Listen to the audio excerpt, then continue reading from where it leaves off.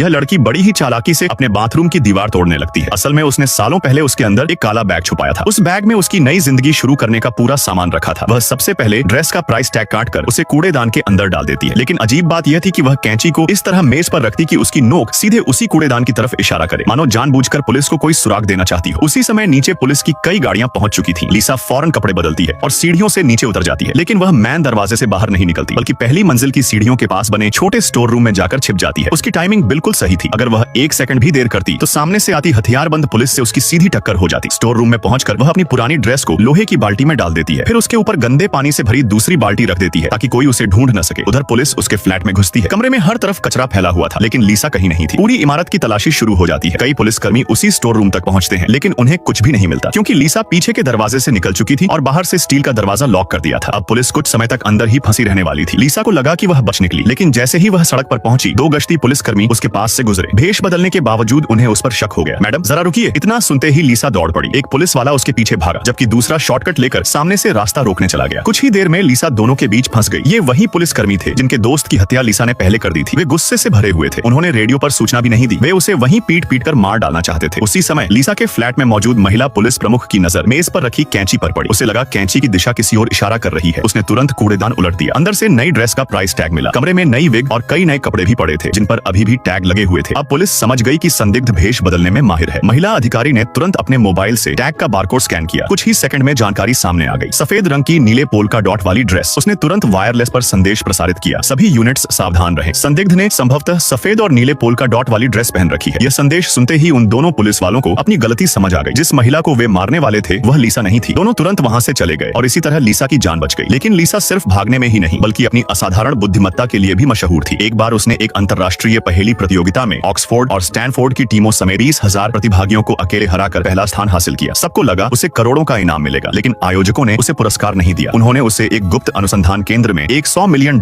सालाना वेतन वाली नौकरी की पेशकश की। यह केंद्र स्लोवेनिया में था, जहां सैकड़ों हथियारबंद सैनिक 24 घंटे सुरक्षा करते थे, क्योंकि अंदर मौजूद था एक अत्याधुनिक क्वांटम कंप्यूटर चार्ली इतना शक्तिशाली था कि वह कृत्रिम न्यूरल नेटवर्क विकसित कर सकता था और उसकी क्षमता लगभग 20 लाख क्वांटम बिट्स तक पहुंचती थी। इतना ही नहीं, उसने लिम्फोमा कैंसर का संभावित इलाज भी खोज लिया था। लेकिन तभी